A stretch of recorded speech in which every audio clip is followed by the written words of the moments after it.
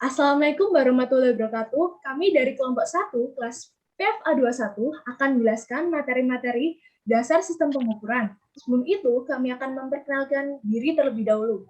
Perkenalkan, nama saya Septi Kereta Ayun dengan NIM 01. Perkenalkan, nama saya Wilujeng Prismayawanti dengan NIM 04. Perkenalkan, nama saya Aswiroh dengan NIM 013. Perkenalkan, nama saya Latifah Mutia dengan NIM 016. Perkenalkan, nama saya Amalia Nuriskia dengan NIM 021.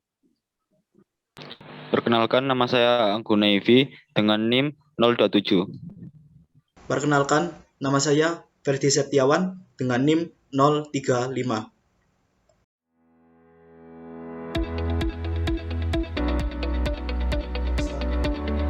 Hentikan musiknya. Halo, bertemu dengan saya Ferdi Septiawan. Pada kesempatan kali ini, saya akan menjadi moderator. Baiklah, untuk materi tujuan, struktur, dan elemen dalam sistem pengukuran akan dijelaskan oleh Septi Kurota Ayun. Hai teman-teman, sebelum kita membahas tentang dasar-dasar sistem pengukuran, tentunya harus paham dulu dong apa itu pengukuran. Jadi, pengukuran adalah suatu kegiatan menentukan atau membandingkan besaran, dimensi, dan kapasitas dengan suatu standar satuan ukuran tertentu. Next. Nah, tak hanya itu loh, pengukuran juga merupakan salah satu aktivitas yang mendasari khususnya di bidang sains dan teknik. Baik itu dalam hal mengukurnya saja, contoh sederhananya seperti sensor. Dan ada banyak contoh lain loh, seperti kayak elemen-elemen yang lebih kompleks, diagram blok, dan lain sebagainya. Dengan mempelajari sistem pengukuran ini di mata kuliah semester 1, diharapkan teman-teman dapat menerapkan pengukuran ini dalam berbagai bidang ilmuwan, tak hanya di fisika, di teknik, dan di data saintis, namun bisa di dalam kehidupan sehari-hari. Dan selanjutnya ada akuisisi data. Apa sih akuisisi data itu? Jadi akuisisi data adalah sistem kerja dan pengumpulan data berupa fisik sebuah objek yang ditangkap oleh transducer, atau di sini transducer itu berupa sensor, kemudian diproses pada pengolahan data dengan cara mengonversi sinyal analog ke bentuk sinyal digital sehingga dihasilkan suatu nilai tertentu baik berupa angka maupun grafik. Inti dari akuisisi data itu sendiri berasal dari kata akuisisi yang berarti pengumpulan. Data ya informasi data, jadi akuisisi data adalah pengumpulan informasi data baik berupa grafik maupun angka yang ditangkap oleh sensor. Nah, biasanya akuisisi data ini ditemukan di software atau hardware perangkat elektronika. Next, sistem pengukuran. Nah, di sini kita akan mempelajari apa itu proses, apa itu sistem, dan apa itu pengamat. Sistem pengukuran terdiri dari 3 bagian yang saya sebutkan tadi. Yang pertama adalah proses, di mana proses adalah sistem yang menghasilkan informasi. Misalnya ya, di sini saya mengambil contoh bunga. Nah, bunga itu sendiri kan terdiri dari 2 jenis, yakni bunga sempurna dan bunga tidak sempurna. Saya ambil contoh bunga sepatu deh, agar lebih spesifik. Nah, di bunga sepatu sendiri kan terdiri dari berbagai macam bagian bunga ya. Ada mahkota bunga, kepala sari, perang sari, putih, tangkai, bahkan bakal biji. Apa semua informasi itu akan saya dapatkan? Atau saya memperoleh dan mengambil semua informasi itu? Tentu saja tidak, bukan. Kalau semisal saya tertarik dengan Nexstar atau kelenjar madu pada bunga sepatu, tentu saya akan ambil informasi itu. Nah, begitu dalam sistem proses. Dan proses ini akan menjadikan input dari sebuah data yang menghasilkan nilai sebenarnya dalam sebuah sistem pengukuran. Dari proses yang telah diinputkan akan menghasilkan nilai sebenarnya. Nah, sistem ini akan menghubungkan antara proses dan pengamat. Apa sih yang dihubungkan sistem antara antara proses dan pengamat. Nah, ya ini nilai sebenarnya itu tadi. Nah, nilai sebenarnya itu tadi misalnya ya, di Nexstar atau pengejar madu kan pastinya ada kadar air, kadar gula, dan lain sebagainya. Nah, itulah yang dimaksud dengan nilai sebenarnya. Kemudian, sistem juga akan menyediakan output yang memiliki nilai terukur. Bisa diambil sebuah contoh dari alat ukur yang digunakan untuk mengukur kadar air yang ada di dalam madu atau biasanya disebut dengan refractometer. Nah, dari alat ini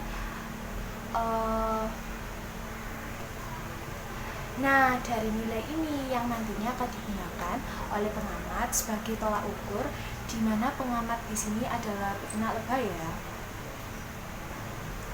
Peternak lebah juga akan memperoleh informasi tentang indeks bias pembuatannya atau kadar air dalam madu tersebut. Maka dari sistem pengukuran ini bisa ditemukan analisis riset mengenai objek tertentu. Next, tujuan sistem pengukuran. Yang pertama, dapat mengetahui kuantitatif, besaran dan satuan yang ingin dijelaskan oleh pengamat terhadap riset yang akan dilakukan. Kedua, memberikan informasi yang akurat akan suatu objek. Ketiga, meminimalisir kesalahan atau pemalsuan dalam pemasukan data. Next, struktur sistem pengukuran, mengukur konvensi energi dan variabel. First, input true value, sensing element, signal conditioning element, signal processing element, data presentation element, and the input measure value. Elemen-elemen sistem pengukuran dibagi menjadi tiga. Yang pertama, transducer atau sensor. Yang kedua, signal conditioning atau pengondisian sinyal. Yang ketiga, display. Selanjutnya, sensor. Sensor adalah alat atau perangkat yang digunakan untuk mendeteksi perubahan besaran fisik, baik itu tekanan, gaya, besaran listrik, cahaya, gerakan, kelembapan, suhu, kecepatan, dan fenomena alam lainnya. Sensor sendiri dibagi menjadi 4. Yang pertama, sensor aktif, sensor pasif, sensor analog, dan sensor digital. Yang pertama adalah sensor aktif. Sensor aktif adalah sensor yang energi outputnya tidak seluruhnya berasal dari daya input yang diambil dari sensor. Sensor aktif perlu adanya daya lain untuk mendisplay data. Contoh sensor aktif itu sendiri adalah sensor ultrasonik dan sonar. Yang kedua adalah sensor pasif. Sensor pasif adalah sensor yang outputnya berasal dari daya input. Sensor pasif tidak memerlukan sumber daya lain selain daya input dari medium pengukur. Contoh sensor pasif itu sendiri adalah termokapel dan needle. Next, sensor analog. Sensor analog adalah sensor yang mendeteksi variabel analog atau koordinat, dan outputnya juga berasal dari sensor analog dari sinyal analog itu sendiri. Contoh sensor analog adalah termokapel.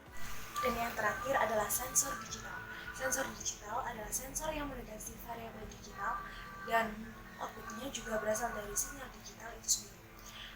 Contoh sensor digital adalah turbine flow meter. Kemudian, Wilujeng Trismaya Wanti akan menjelaskan elemen pengkondisian sinyal, elemen pengolahan sinyal, dan elemen presentasi data. Pengkondisi sinyal atau signal conditioner. Pengkondisi sinyal adalah elemen manipulasi yang dapat mengkondisikan output sensor sehingga menjadi sinyal yang selanjutnya diproses. Pengkondisi sinyal dapat dikelompokkan dalam beberapa jenis seperti berikut. Pertama, pengubahan level sinyal. Ini adalah cara paling sederhana untuk pengkondisian sinyal dengan melakukan penguatan dan peredaman. Dalam beberapa kasus, misalnya akselerometer dan detektor optik. Yang kedua, linearisasi.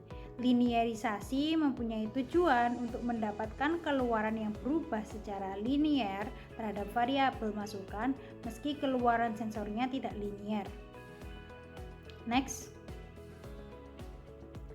Yang ketiga adalah konversi. Digunakan untuk mengkonversi suatu jenis perubahan listrik ke jenis perubahan listrik yang lain. Konversi ini diperlukan misalnya dalam transmisi sinyal dan interface digital. Dalam transmisi sinyal, transmisi arus sering digunakan karena tidak dipengaruhi oleh perubahan beban. Dan dalam interface digital, pada sistem instrumentasi komputer biasanya memerlukan pengaturan level sinyal analog agar sesuai dengan masukan yang diperlukan oleh ADC. Keempat, filter dan penyesuai impedansi. Digunakan untuk menghindari bercampurnya sinyal dengan sinyal lain yang dapat menggunakan filter yang sesuai. Contohnya filter low pass filter, high pass filter, dan lain-lain. Sedangkan penyesuaian impedansi diperlukan ketika impedansi saluran menyebabkan terjadinya suatu kesalahan dalam pengukuran suatu variabel. Yang terakhir, konsep pembebanan. Konsep pembebanan yaitu pembebanan suatu rangkaian pada rangkaian lain dapat menyebabkan ketidakpastian dalam amplitude tegangan. Next. Data presentation element atau display. Elemen presentasi data merupakan elemen untuk mengkomunikasikan data pengukuran ke operator atau menampilkan nilai terukur dalam bentuk yang dapat dikenal mudah oleh pengamat. Contohnya, chart recorder, alphanumeric display, visual display unit, dan indikator skala penunjuk sederhana. Contohnya seperti yang ada pada gambar di samping. Next. Signal processing. Elemen pengolahan sinyal merupakan elemen pengubah sinyal menjadi sinyal lain yang sesuai dengan kebutuhan proses berikutnya. Contohnya, analog to digital converter atau ADC dan komputer atau mikrokomputer dengan mengubah tegangan ke dalam bentuk digital untuk masukkan ke komputer. Yang kedua, pemfilteran atau penapisan noise yang terinduksi, baik filter analog ataupun filter digital. Yang terakhir, komputer yang menghitung nilai terukur variabel dengan menggunakan data digital yang datang. Next. Elemen tambahan. Transmisi sinyal atau signal transmission mengirim sinyal dari satu elemen ke elemen lainnya pada sistem pengukuran. Contohnya, pipa sebagai media transmisi sinyal pneumatik, pulley sebagai media transmisi sinyal mekanik, kabel sebagai media transmisi sinyal listrik, gelombang elektromagnetik sebagai media transmisi sinyal elektromagnetik, dan serat optik sebagai media transmisi sinyal optik. Kemudian data storage yaitu data lodging atau sistem penyimpanan data portable, juga database komputer sistem. Konsep dasar. Instrumen ukur sederhana mempunyai rantai komponen fungsional pendek dan instrumen ukur kompleks rantai komponen fungsionalnya semakin panjang. Pada suatu instrumen ukur tidak selalu harus ada semua komponen fungsional secara lengkap. Pada instrumen ukur minimum harus ada komponen yang berfungsi sebagai sensor yang menghubungkan medium dan alat ukur.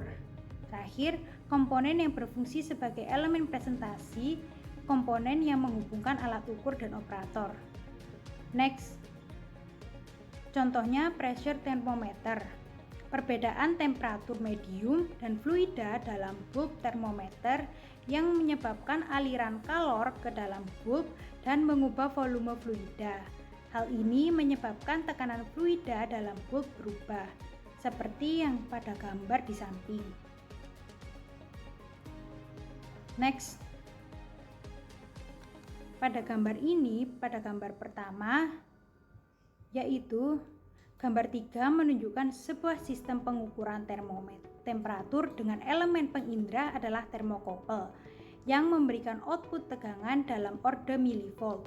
Pengkondisian sinyal ini terdiri atas rangkaian kompensasi perubahan temperatur yang sambungannya referensi dan amplifier.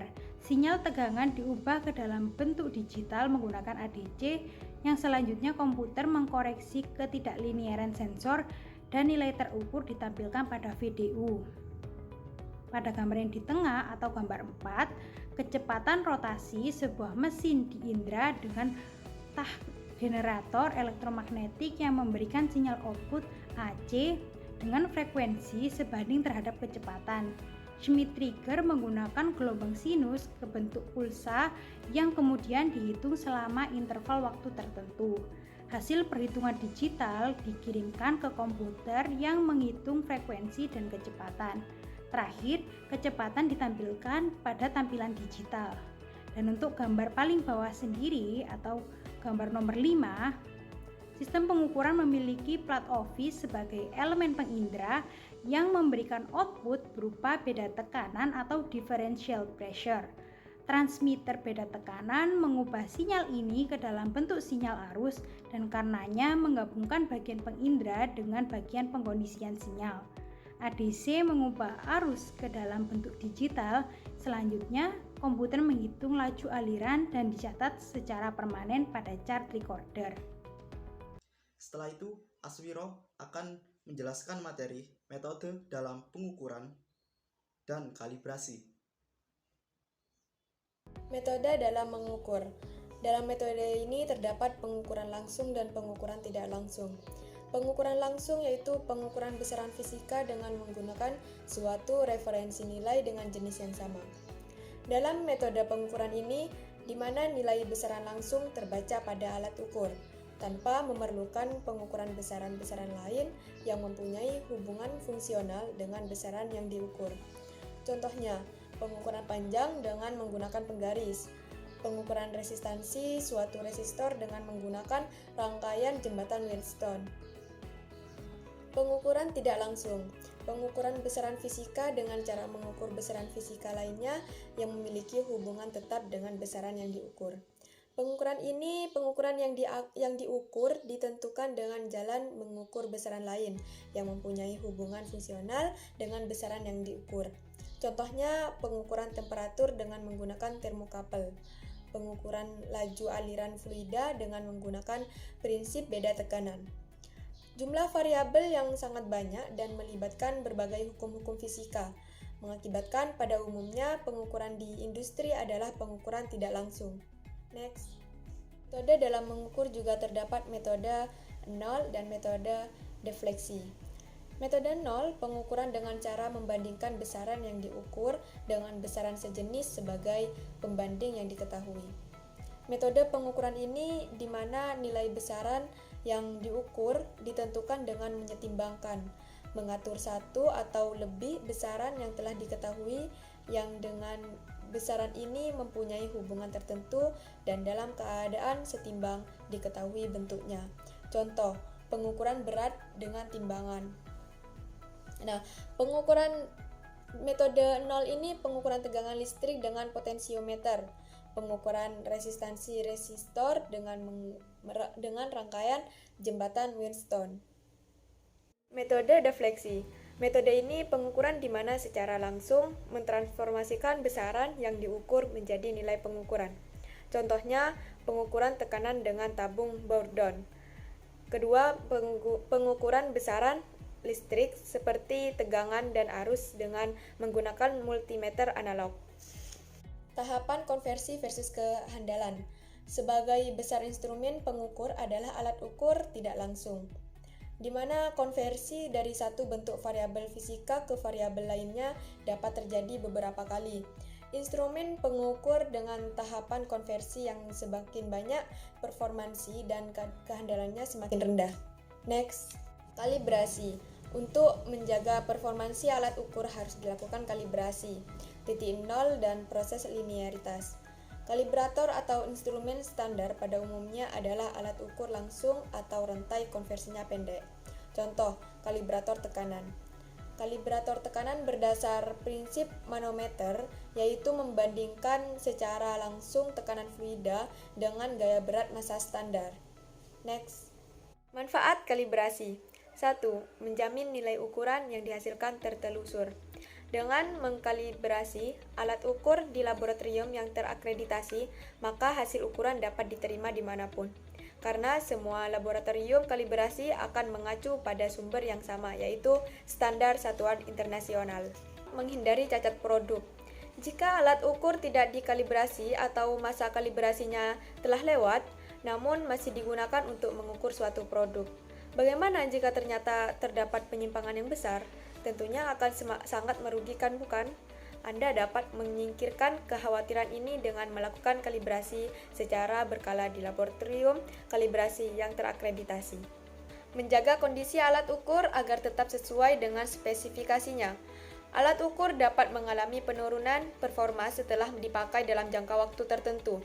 Dengan melakukan kalibrasi secara rutin, Anda dapat mengetahui apakah alat ukurnya masih sesuai dengan spesifikasi atau harus diperbaiki atau bahkan perlu untuk melakukan pergantian. 4. Menghindari resiko bahaya dan meminimalisir kecelakaan kerja. Bagaimana kondisi penerangan di pabrik Anda? Bagaimana tingkat kebisingan di tempat kerja Anda? Tentunya intensitas cahaya dan tingkat kebisingan perlu diukur, bukan? Nah, alat-alat ukur yang berhubungan dengan safety pun harus Anda kalibrasi secara berkala demi keselamatan kerja Anda. Setelah Aswiro menyampaikan materinya, maka giliran Latifatul Mutiah untuk menyampaikan materi konversi satuan dan elemen sensor. Oke, next ya. Kita masuk ke konversi satuan. Di tabel tertera ada nomor, besaran, satuan internasional, dan satuan internasional itu terbagi menjadi dua, MKS dan CGS, di mana MKS itu meter sebagai satuan dalam panjang, kilogram di mana satuan dalam berat, dan sekon itu satuan dalam waktu. Terus apa sih bedanya sama CGS? Sebenarnya tuh bukan berbeda sih. Jadi kalau MKS kita pakai satuannya meter, tapi kalau CGS kita pakai satuannya sentimeter gitu. Kalau tadi di MKS kita pakai satuan kilogram, kalau di CGS kita pakai satuan gram. Kalau untuk satuan waktu itu sama ya, kita pakai dua-duanya itu sekon. Jadi di situ ada 9 besaran, di mana ada panjang, ada massa, ada waktu, ada gaya, ada usaha, ada kecepatan, ada massa jenis, ada percepatan, dan ada muatan elektron. Oke, kita ambil contoh gaya. Kenapa sih di situ terteranya Newton? Newton itu inget gak kalau ekuivalennya itu kilogram dikali meter dikali sekon pangkat min 2. Jadi sebenarnya adanya istilah Newton, ada istilahnya Joule, itu tuh juga berasal dari ekuivalennya mereka kayak gitu. Oke, lanjut ya, kita ke satuan dalam pengukuran. Satuan dalam pengukuran di situ udah tertera ya. Kalau satu internasional sistem panjang pakai meter, kalau berat kita pakai kilogram, kalau waktu kita pakai sekon. Sebenarnya tuh masih ada satu lagi, dimana itu tuh namanya British. Kalau British itu kita apa ya? Pakainya itu kalau panjang itu tuh satuannya bukan meter, bukan sentimeter, tapi pakai feet. Tuh. Terus kalau untuk berat nggak pakai kilo, nggak pakai gram. Terus pakai apa? Pakai pounds. Kalau untuk waktu sama ya. Jadi kalau untuk satuan waktu pakai MKS, pakai CGS, pakai British itu sama aja tetap pakai sekon. Tapi kalau untuk satuan panjang dan beratnya mereka berbeda. Oke, next ya, lanjut. Kita masuk ke tabel. Itu tuh ada tabel contoh apa ya? Contoh apa ya? Oh ya, contoh penggunaan satuan internasional. Jadi di situ kan ada area. Apa sih maksudnya area? Area kalau dalam bahasa Inggris ya, tapi kalau itu diartikan kan seperti kayak luas.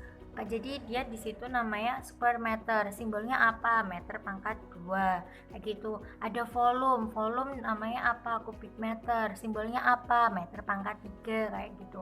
Terus ada apa lagi? Nanti bisa itu ya, bisa apa namanya?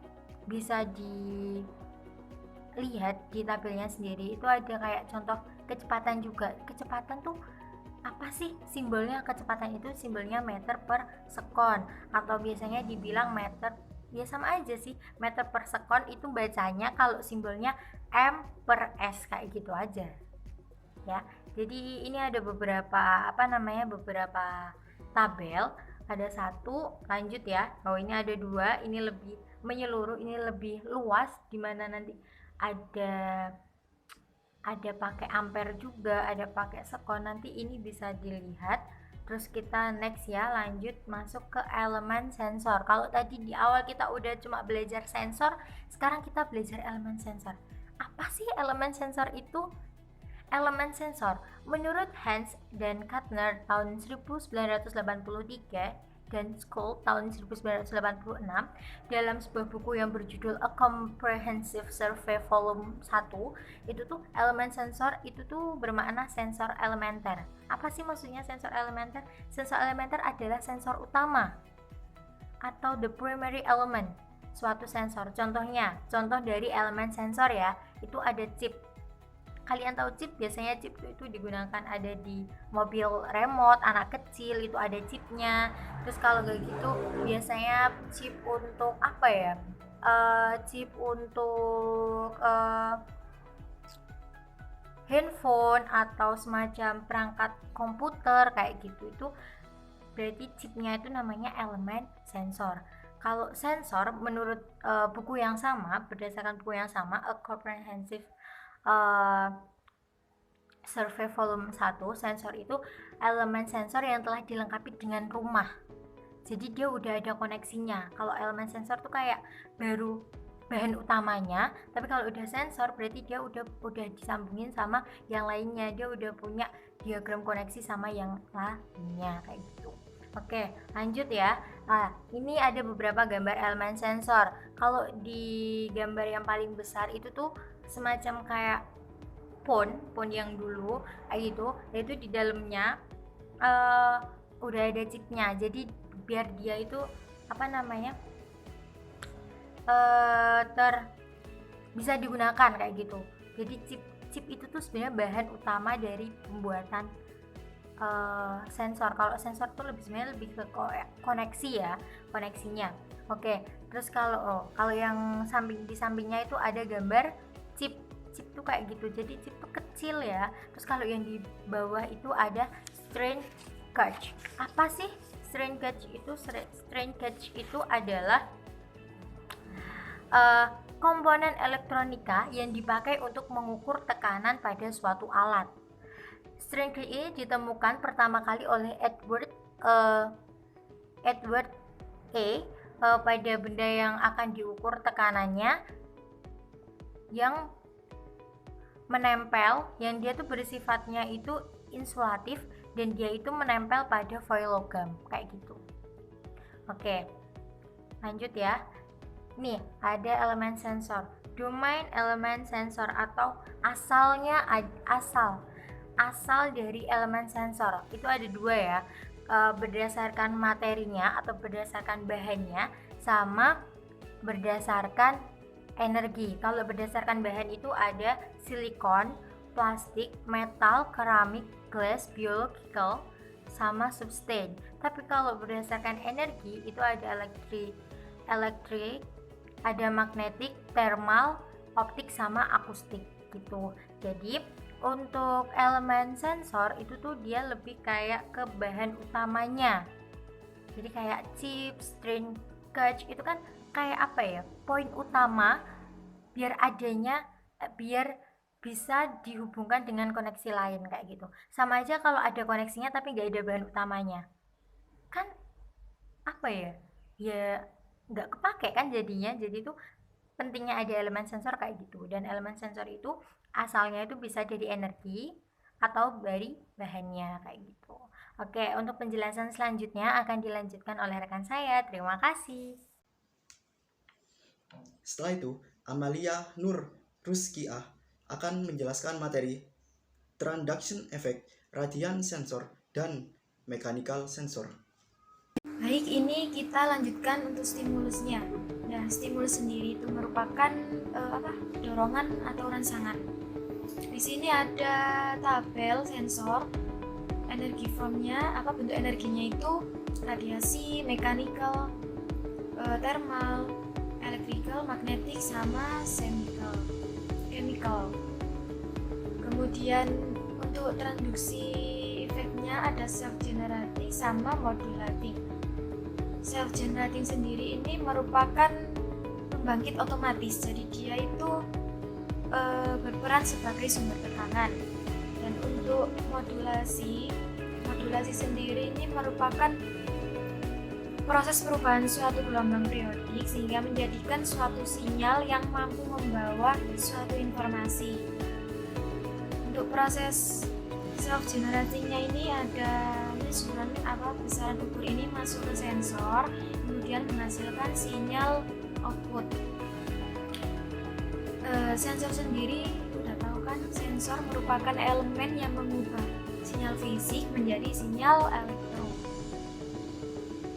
Kemudian untuk yang modulasi ini besaran ukurnya masuk ke sensor, kemudian dia mendapatkan power supply dan menghasilkan sinyal output atau sinyal yang dihasilkan dari suatu sistem tadi.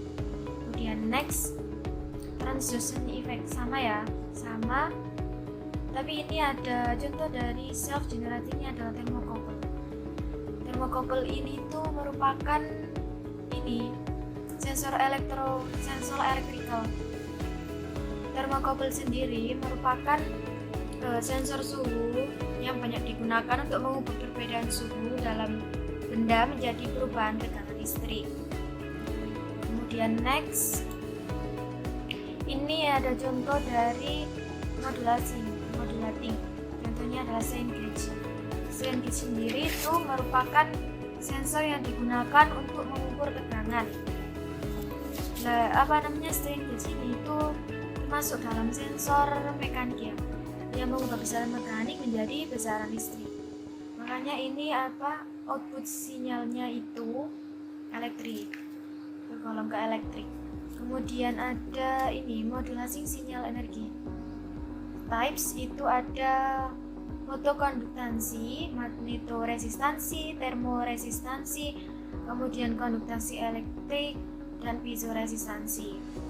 Kemudian next ada scale of measured properties. Ini tuh skala properti yang diukur. Ada metal examus, ini contoh logam, mulai dari nanostructure sampai macrostructure. Kemudian next, ini ada contohnya sendiri-sendiri ya. Next, ini sensing constraints itu kendalanya dari sensing formnya itu ada invasif sama non invasif. Kemudian dari segi ekonominya itu reliable itu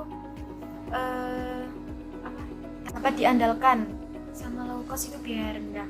Kemudian time of measurement itu ada waktu respon sensornya sama waktu respon prosesnya, waktu proses responnya. Kemudian ada lingkungan, dari segi lingkungan itu temperatur tinggi, terus extreme chemistries, kemudian ada interferensi elektromagnetik. Next, radian sensor, contohnya spektrum elektromagnetik. Spektrum elektromagnetik ini merupakan gelombang elektromagnetik. Nah, gelombang elektromagnetik sendiri itu gelombang yang dipancarkan sinar matahari ketika menembus atmosfer bumi. Spektrum elektromagnetiknya itu merupakan rentang nilai frekuensi atau panjang gelombang dari nilai elektromagnetik. Panjang gelombangnya itu berbanding terbalik dengan frekuensi, kemudian kecepatan gelombangnya itu konstan.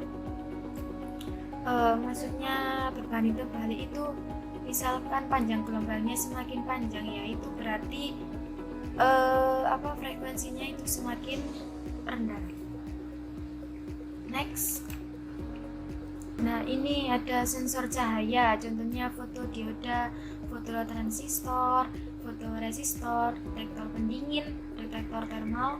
Nah, detektor termal ini ada jenis-jenisnya, mulai dari sel Golay itu sampai detektor api gas. Untuk sensor radiasi, contohnya detektor sintilasi, detektor ionisasi, Detektor ionisasi ini dibagi menjadi 4, ada detektor kamar ionisasi sampai ini yang keempat, detektor semikonduktor. Kemudian next, mechanical sensor. Occupancy and motion detector itu ada sensor ultrasonik, detektor gerakan gelombang mikro, detektor hubungan kapasitif, detektor triboelektrik, detektor gerak optoelektronik ini dibagi menjadi detektor gerakan cahaya terlihat dan inframerah dekat dan detektor gerakan inframerah jauh. Terus ini ada position, displacement, and level, ada sensor potensiometrik, sensor gravitasi, sensor kapasitif, sensor induktif, dan magnetik ini dibagi menjadi 2, LVDT dan RVDT. Kemudian yang kedua sensor efek Hall dan sensor magnetoresistif. Selanjutnya ada sensor optik, ini ada 3 ya, ada 3. Kemudian sensor ultrasonik. Sensor ultrasoniknya itu nggak ada jenisnya. Terus ada sensor radar, sensor ketebalan, dan level. Kemudian materi yang disampaikan oleh Amalia akan diteruskan oleh Aang Gunaifi. Ia akan menjelaskan mechanical sensor, temperatur sensor, magnetic sensor, dan sensor kimia. Mechanical sensor atau sensor mekanik. Sensor mekanik adalah sensor yang mendeteksi pergerakan mekanik seperti perpindahan atau pergeseran. Penggunaan sensor mekanik antara lain untuk sensor kecepatan dan percepatan. Mengukur kecepatan dan percepatan dapat dilakukan dengan cara analog maupun secara digital. Alat-alat yang digunakan mengukur kecepatan dan percepatan yaitu pertama akselerometer kapasitif. Akselerometer kapasitif bekerja dengan menghasilkan variasi tegangan yang nantinya diterjemahkan sebagai perubahan akselerasi. Yang kedua, akselerometer piezoresistif. Akselerometer piezoresistif adalah elemen pengukuran menggunakan gerakan getaran menjadi sinyal listrik. Yang ketiga, akselerometer piezoelektrik. Akselerometer piezoelektrik terdiri dari kristal yang dibebani sebuah massa yang dipasang sedemikian rupa sehingga ketika ada gaya akselerasi, kristal dapat menghasilkan tegangan. Akselerometer termal. Akselerometer termal terdapat beberapa jenis, yaitu akselerometer plat panas dan akselerometer gas dipanaskan. Giroskop. Giroskop terdapat beberapa jenis juga. Yang pertama, giroskop roto. Giroskop roto menggunakan roto yang akan mempertahankan arah spin porosnya terlepas dari orientasi dari frame luar. Yang kedua, giroskop silikon monolitik. Yang ketiga, giroskop optik. Sensor tekanan. Sensor tekanan merupakan sebuah alat yang mampu mengukur sebuah tekanan dengan cara mengubah tegangan mekanis menjadi sinyal listrik. Untuk mengukur tekanan dapat menggunakan beberapa jenis alat. Yang pertama, sensor tekanan merkuri. Sensor tekanan merkuri adalah jenis alat manometer yang menggunakan air raksa sebagai fluida kerjanya. Yang kedua, sensor piezoresistif. Yang ketiga, sensor kapasitif. Sensor kapasitif merupakan sensor elektronika yang bekerja berdasarkan konsep kapasitif. Sensor ini bekerja berdasarkan perubahan muatan energi listrik yang dapat disimpan oleh sensor akibat perubahan jarak lempengan. Yang keempat, sensor VRP. Sensor ini menggunakan alat kutub yang berfungsi untuk mengatur sistem tekanan fluida gas atau cairan. Yang kelima, sensor optoelektronik. Sensor optoelektronik adalah suatu aplikasi pergerakan elektronik yang berfungsi mendeteksi dan mengontrol sumber cahaya. Yang terakhir, sensor vakum. Sensor vakum terdapat beberapa jenis alat.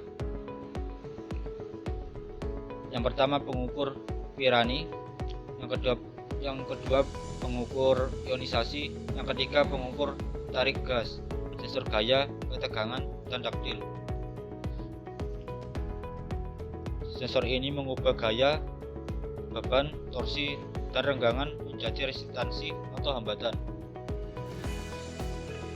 Untuk mengukur gaya, ketegangan, dan taktil dapat menggunakan beberapa jenis alat. Yang pertama, pengukur renggangan. Pengukur renggangan memanfaatkan sifat fisik konduktasi listrik dan ketergantungannya pada geometri konduktor. Yang kedua, sensor taktil. Sensor taktil umumnya contohkan arti biologis dari sentuhan kulit yang mampu mendeteksi rangsangan. Yang ketiga, sensor gaya piezoelektrik. Sensor aliran. Sensor aliran adalah alat yang digunakan untuk menentukan keberadaan bahan aliran dalam sebuah jalur aliran.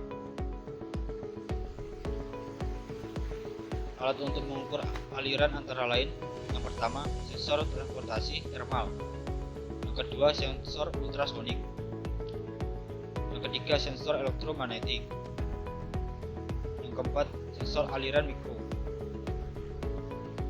yang kelima, sensor angin; yang keenam, sensor aliran massa hidrolis; yang ketujuh, sensor aliran gaya tarik.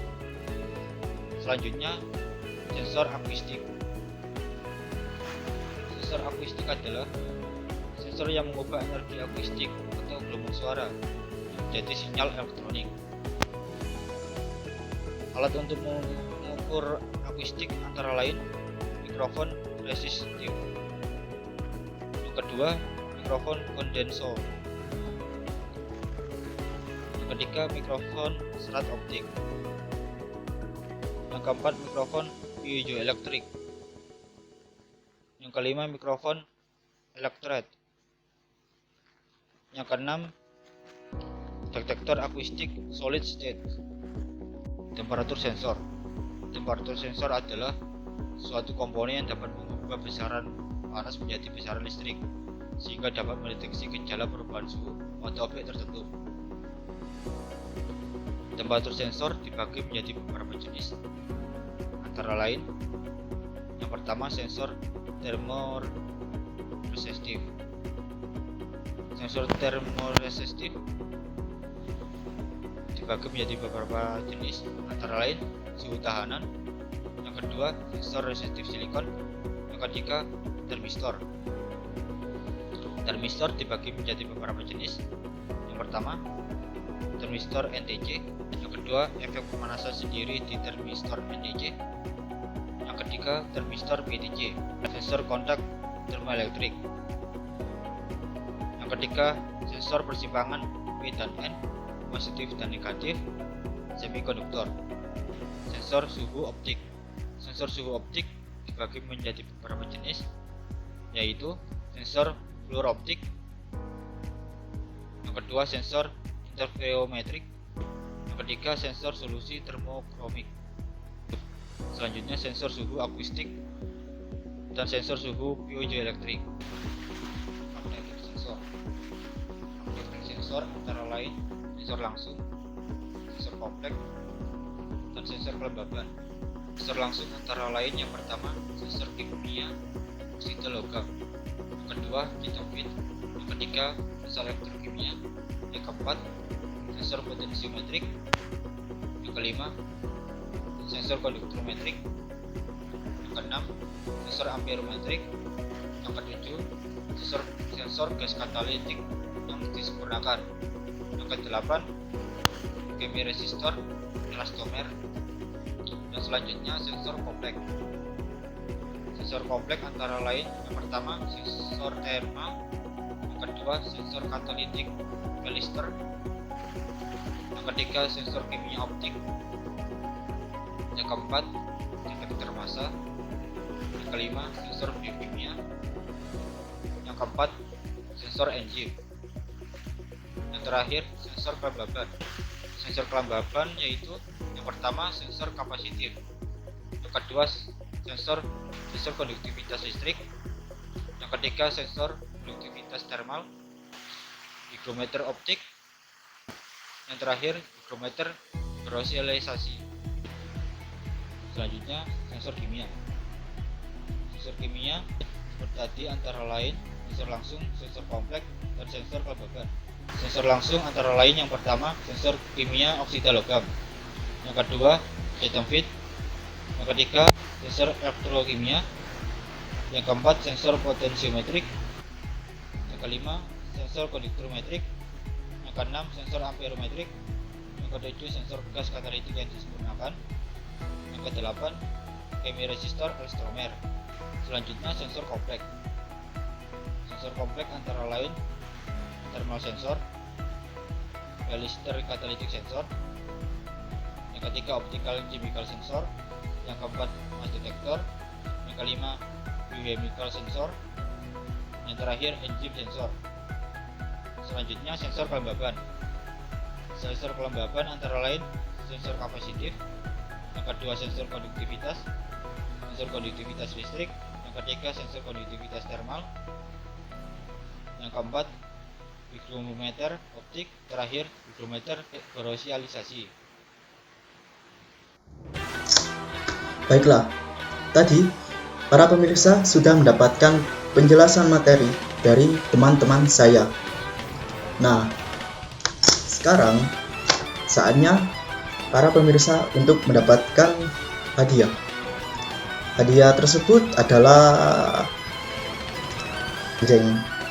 latihan soal.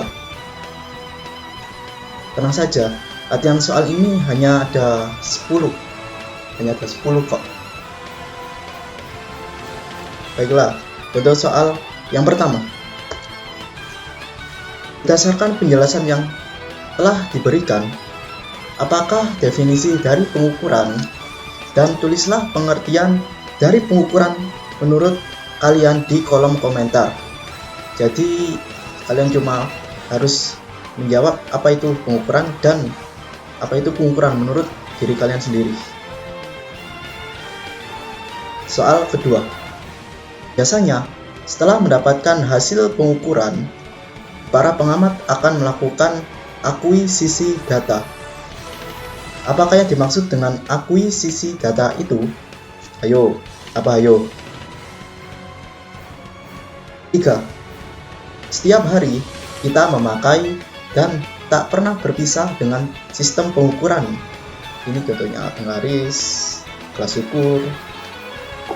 Maka jelaskan manfaat sistem pengukuran di bidang industri, ekonomi, dan kesehatan. Baiklah, next. Pertanyaan keempat. Apakah kalian tahu tentang sensor? Ayo, sensor. Bukan sensor yang biasanya kita lihat di pertelevisian. Di dalam sistem pengukuran terdapat alat yang bernama sensor. Coba jelaskan apa pengertian dari sensor dan berikan contohnya. Pertanyaan kelima. Salah satu contoh sensor yang sering kita temui pada hari-hari ini adalah termogan medis. Alat tersebut berfungsi untuk mengukur suhu tubuh kita. Yang itu loh, yang termometer tembak itu, yang biasanya diarahkan ke dahi atau tangan kita. Alat tersebut sangatlah cocok untuk masa pandemi seperti ini karena sangat praktis dan cepat. Sekarang coba jelaskan cara kerja termogan medis. Tadi cuma cara kerja kenapa kok bisa mendapatkan suhu tubuh kita, bukan yang sangat mendalam. Keenam, sadar atau tidak sadar, setiap hari kita mengukur atau menggunakan alat ukur untuk berbagai hal seperti menakar bumbu masakan biasanya menggunakan sendok. Dan mengukur jumlah sabun cuci yang biasanya untuk itu cuci baju di mesin cuci kan biasanya ada takarannya. Dan mengukur banyaknya air yang digunakan untuk menanak nasi. Biasanya ada yang menggunakan alat ukur ini untuk mengukur. Namun dalam melaksanakan kegiatan tadi kita menggunakan cara atau metode yang berbeda-beda. Tadi teman saya telah menjelaskan tentang metode-metode pengukuran. Terdapat metode-metode dalam pengukuran. Jelaskan perbedaan di antara metode-metode tersebut dan sebutkan metode manakah yang sering kalian pakai. Nomor 7. Biasanya saat membagikan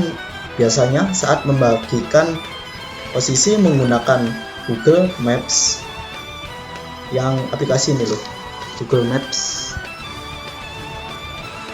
Kita dianjurkan untuk mengkalibrasi posisi dan mengkalibrasi kompas terlebih dahulu. Sekarang, jelaskan apa yang dimaksud dengan kalibrasi dan jelaskan pentingnya mengkalibrasi alat ukur kita sebelum menggunakannya. Jangan lupa nanti temannya kesasar.